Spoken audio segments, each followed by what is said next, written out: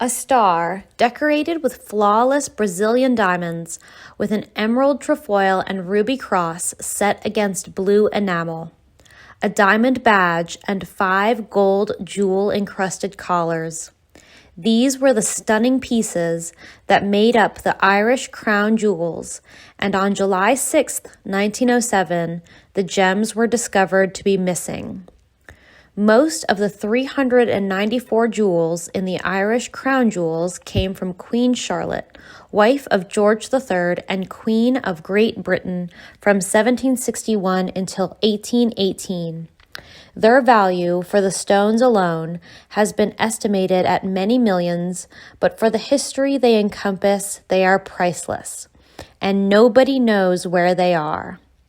The most illustrious order of St. Patrick is a dormant British order of chivalry associated with Ireland. The order was created in 1783 by King George III at the request of the then Lord Lieutenant of Ireland, the 3rd Earl Temple.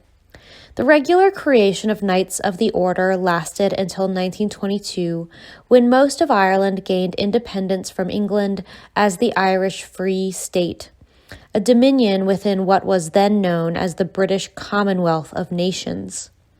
While the Order of St. Patrick technically still exists, no Knight of St. Patrick has been created since 1936, and the last surviving knight, Prince Henry, Duke of Gloucester, died in 1974. King Charles III, however, remains the sovereign of the order, and one officer, the Ulster King of Arms, also survives. St. Patrick is patron of the order. Its motto is Qui separabit, Latin for who will separate us, an allusion to the Vulgate translation of Romans 8:35, who shall separate us from the love of Christ. And it also has double meaning due to the separation of Northern and Southern Ireland by England. The original regalia of the sovereign were only slightly more opulent than the insignia of an ordinary knight member of the order. The King's 1783 ordinance by King George III said that they were to be of the same materials and fashion as those of our knights, save only those alterations which befit our dignity. The regalia were replaced in 1831 by new ones presented by William IV as part of a revision of the order's structure. They were delivered from London to Dublin on March 15th by the 8th Earl of Errol in a mahogany box, together with a document titled A Description of the Jewels of the Order of St. Patrick, made by command of His Majesty King William IV for the use of the Lord Lieutenant of Ireland, and which are crown jewels. This box would also be stolen in the early 1900s. These so-called crown jewels contained 394 precious stones taken from the English crown jewels of Queen Charlotte and the Order of the Bath Star of her husband George III. The Order of the Bath Star design remained. The jewels were assembled by Rundle and Bridge. On the badge of St. Patrick's blue enamel, the green shamrock was of emeralds, and the red St. Patrick's saltire of rubies. The motto of the order was in pink diamonds, and the incrustation was of Brazilian diamonds of the first water.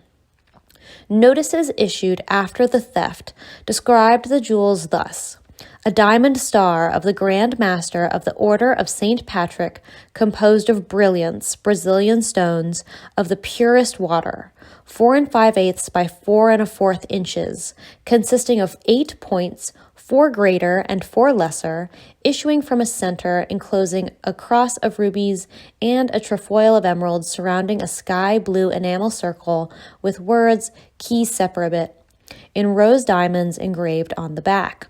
Value about £14,000, equivalent to £1.58 million in 2021. A diamond badge of the Grand Master of the Order of St. Patrick set in silver, containing a trefoil and emeralds on a ruby cross, surrounded by a sky blue enameled circle with key separabit in rose diamonds, surrounded by a wreath of trefoils and emeralds, the whole enclosed by a circle of large single Brazilian stones of the finest water, surmounted by a crowned harp in diamonds and loop, also in Brazilian stones. Total size of oval 3 by 2 3/8 inches, height 5 5/8 inches, value £16,000, equivalent to £1.8 million in 2021.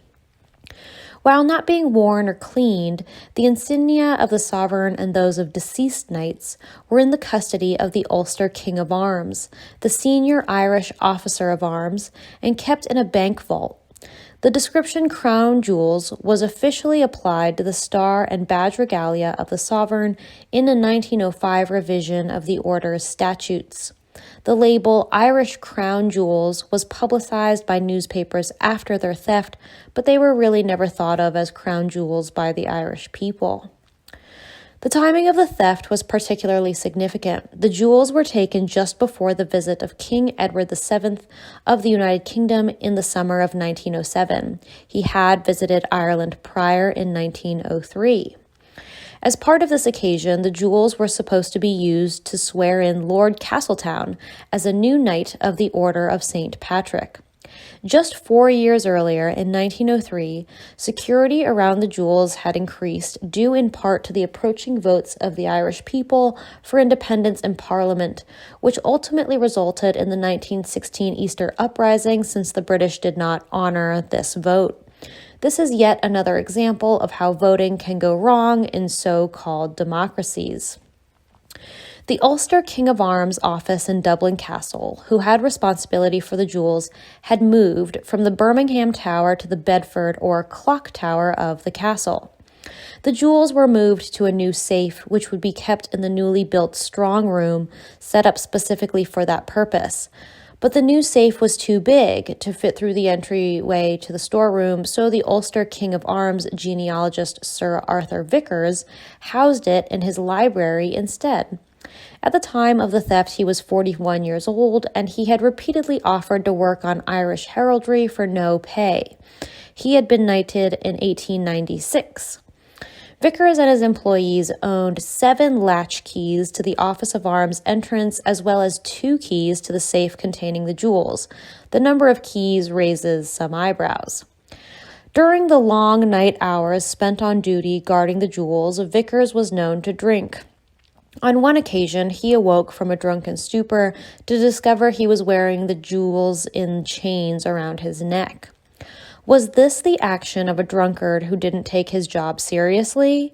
Had someone placed the jewels around his neck while he was passed out to mock him, or as a cruel joke, exposing his incompetence?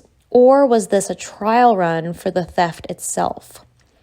One of the key problems with solving this almost inconceivable crime of theft of the Irish crown jewels is that it is not known when exactly the jewels were taken. The jewels were not inspected regularly, and they were kept locked in the safe out of sight. It was only with the imminent arrival of King Edward VII that the jewels were found to be missing. This indicates a level of secrecy at the highest levels of the Irish government at the time, keeping the theft secret, and of course the Irish government at the time was majority British by birth, loyalty, or both. The jewels had last been seen in the safe on June 11th, 1907, and so were stolen at some point between then and July 6th, when 4 days before the king's arrival, their theft was noticed. The king came to Ireland anyway, but Lord Castletown without the jewels was not invested as a knight. The king may have been interested in the Irish crown jewels for his 1907 portrait or his 1907 commemorative gold coin creation. Whatever the reason, the king would be dead 3 years after the visit, enabling more energy to be devoted to the Irish freedom cause. Vickers' second in command was the brother of Antarctic explorer Ernest Shackleton, Francis Shackleton. He was the leading suspect. Shackleton, despite his renown, was in financial trouble and had the opportunity to obtain the key and duplicate it or use one of the other keys. He also manages to look guilty in every photo taken of him. At the time of the theft, Shackleton was found to be out of the country. But this did not completely exonerate him, as the lack of forcible entry has led to speculation that it must have been an inside job, and the Shackleton family had many servants. Another hypothesis holds that Shackleton planned the heist and had his associate Captain Richard Howard Gorges carry it out. Both men were gay at a time when homosexuality was illegal, and the theory was that Gorges had given Vickers whiskey until he had fallen asleep. You can find out more about the Shackleton's friend J.M. Barrie and his ward, the Llewellyn Davies children, on this channel. Francis Shackleton's loyalty to Ireland was shaky at best. In 1900, he volunteered for service in the Second Boer War and was commissioned as a second lieutenant in the Royal Irish Fusiliers, being promoted to full lieutenant in October 1900. But he was hurt in 1901, and in 1903, he served as Gold Staff Officer during Edward VII's visit to Ireland. Of a dapper and flamboyant nature, he moved in society circles and was acquainted with the Duke of Argyll and Lord Ronald Sutherland Gower. He was also an intimate friend of Sir Arthur Vickers, Ulster King of Arms and Knight Attendant on the Order of St. Patrick. In 1907, the two men shared a house at 7 St. James's Terrace, Clonskeagh. Vickers didn't marry his wife, Gertrude Wright, until 1917 when he was 55 years old and they had no children. Vickers, who ran the Office of Arms as though it was his own private kingdom, secured an appointment for Frank Shackleton as Dublin Herald in September 1905. While serving in this capacity, the theft occurred in 1907. Some other regalia of the order, as well as private family jewelry belonging to Vickers, was stolen, indicating a personal vendetta. The breakup value of the Irish crown jewels was estimated to be around £5,000 at the time, but as historic pieces of jewelry, they are worth in the millions. Shackleton was known to be living well beyond his means and soon became the focus of the police investigation.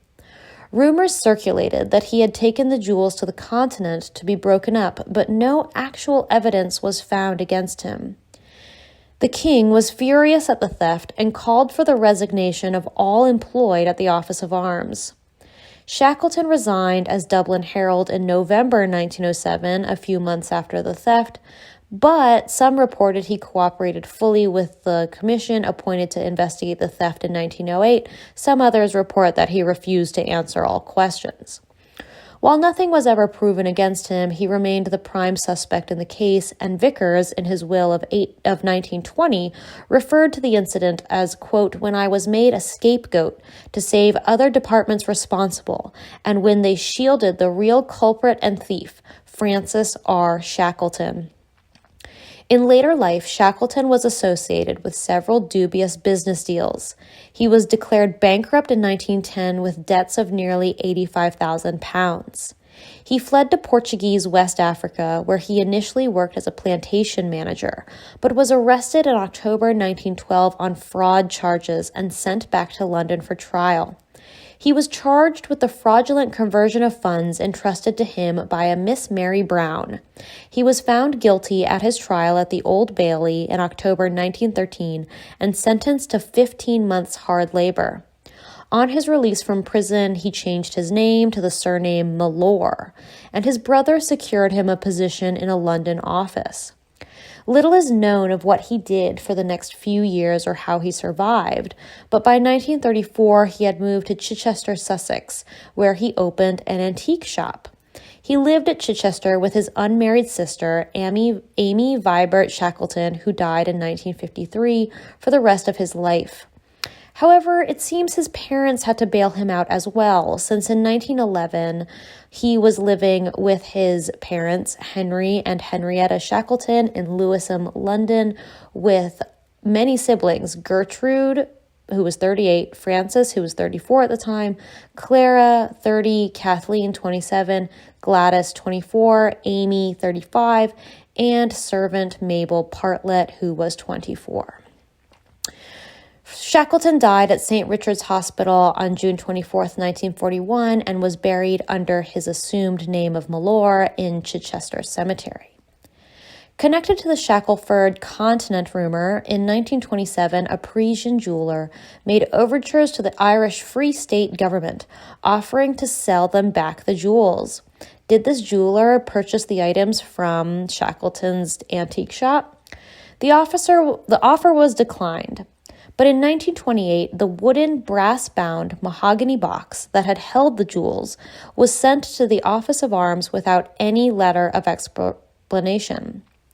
The King and Viceroy of Ireland would have been keen to avoid a scandal tied to Shackleton, given that following the line of inquiry would have exposed his homosexual relations. Given the friends and associations of Shackleton at the highest levels of society and the attitudes at the time, which were much more conservative than today, Shackleton was exonerated, possibly to suppress this information. The Dublin Metropolitan Police conducted a police inquiry, distributing posters depicting and describing the lost diamonds. On July 12th, Scotland Yard Detective Chief Inspector John Kane arrived from the United Kingdom to assist. His report, which was never made public, is alleged to have identified the perpetrator, but was suppressed by the Royal Irish Constabulary. Vickers declined to resign from his job and also refused to appear before this commission investigating the theft. Instead, Vickers called for a public royal commission with the power to summon witnesses from anywhere and publicly accused Shackleton of the theft. Shackleton, with his many British connections, refused to participate in Vickers' request.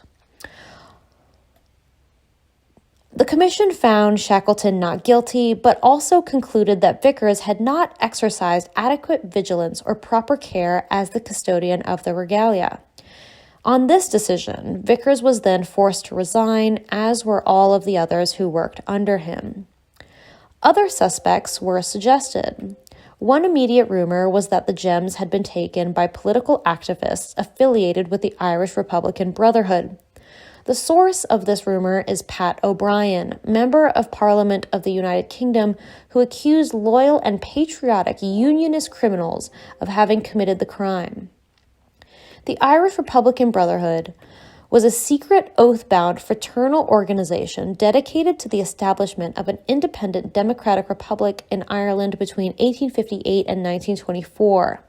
Its counterpart in the United States of America was initially the Fenian Brotherhood, but from the 1870s it was Clan na Gael. The members of both wings of the movement are often referred to as Fenians. The Irish Republican Brotherhood played an important role in the history of Ireland as the chief advocate of the Republic during the campaign for Ireland's independence from the United Kingdom, successor to movements such as the United Irishmen of the 1790s and the Young Irelanders of the 1840s, indicating just how long the Irish were dedicated to their own freedom. As part of the new departure of the 1870s, Irish Republican Brotherhood members attempted to democratize the Home Rule League and its successor, the Irish Parliamentary Party, as well as taking part in the Land War. They staged the Easter Rising alongside other nationalists in 1916, which led to the establishment of the first Dáil Éireann in 1919. The suppression of the Dáil precipitated the Irish War of Independence and the signing of the Anglo-Irish Treaty in 1921, ultimately leading to the establishment of the Irish Free State, which did not include the territory of Northern Ireland, which of course remained directly under British control until the 1970s. The Irish Republican Brotherhood dissolved itself in 1924, but you may still hear their rallying cry of Erin go Bragh due to the current demographic replacement of Ireland going on today. Ireland currently has a population of just over 5 million people. Last year, that population increased by 8% in 1 year due to illegal immigration only. At this rate, the population of Ireland will be completely erased by illegals in 10 years. Some tabloids claimed that Lord Haddo, son of the Lord Lieutenant of Ireland, was involved in the 1907 robbery. The Haddos were known to be Scottish Freemasons. If you are interested in revealing the secrets of Freemasonry, I suggest you check out Kyle Undercover, who recently filmed a Freemasons ritual. Augustine Burrell, the Chief Secretary for Ireland, declared in the Commons that Haddo had been in Great Britain when the crime occurred and that the tabloid speculation was baseless. Lawrence Gunnell claimed in 1912 and 1913 that the police investigation had established the identity of the thief, but his report had been suppressed to avoid scandal. He also claimed that the jewels could be easily retrieved, however, they never were. The lack of a clear solution to this mystery has invited much speculation. According to a 2002 book, the jewels were stolen as part of a unionist scheme to disgrace the Liberal government and then returned to the British royal family in secret. Another theory put forward by the Genealogical Office of the Republic of Ireland was that the jewels were never removed from the clock tower, but merely hidden. Donald Begley, the chief herald of Ireland, took this theory seriously, and he supervised the dismantling of walls and floorboards during repair work to the clock tower in 1983, in case the jewels would be discovered, but they were not. There have also been a lot of false alarms over the years. James Weldon, a jeweler, received a letter containing unusually detailed information on the thieves' movements. He recognized the person who delivered this letter as Shackleton. Is it possible Shackleton was working for MI6 to return the jewels to England before the upheaval of 1916? Weldon received another letter 20 years later, which he brought to the attention of W.T. Cosgrave, first president of the executive of the Irish Free State. We don't know the contents of this letter, but the diamonds have never been found. There is also rumors that the theft inspired Sir Arthur Conan Doyle, and he put in pieces of jewel theft in his Sherlock Holmes stories. In May 1920, up to 100 armed men broke into Kilmorna House and held the suspected thief, Vickers, at gunpoint while they attempted to break into the house's strong room, which once housed the jewels. On April 14, 1921, he was taken from Kilmorna House, which was set alight, and shot dead in front of his wife. According to the communique issued from Dublin Castle, 30 armed men took him from his bed and shot him, leaving a placard around his neck denouncing him as an informer. An informer of what? On April 27th, as an official reprisal, 4 shops were destroyed by Crown forces in the town of Listowel. So it seems secrecy around the jewels was ongoing well into the 1920s. The proclamation given under martial law and ordering their demolition also stated, "For any outrage carried out in future against the lives or property of loyalist officials, reprisals will be taken against selected persons known to have rebel sympathies, although their implication has not been proved." This was back in the 1920s. Vickers was buried in Leckhampton, Gloucestershire in April 1921. His wife lived, but died in Somerset in 1946. The importance of a symbol to any people is clear here. Keeping our symbols close seems to be a requisite for success. The shamrock and rising sun of Ireland, the white stags and oaks of England, and the hickory and bald eagles of America. These are all symbols of a rising people.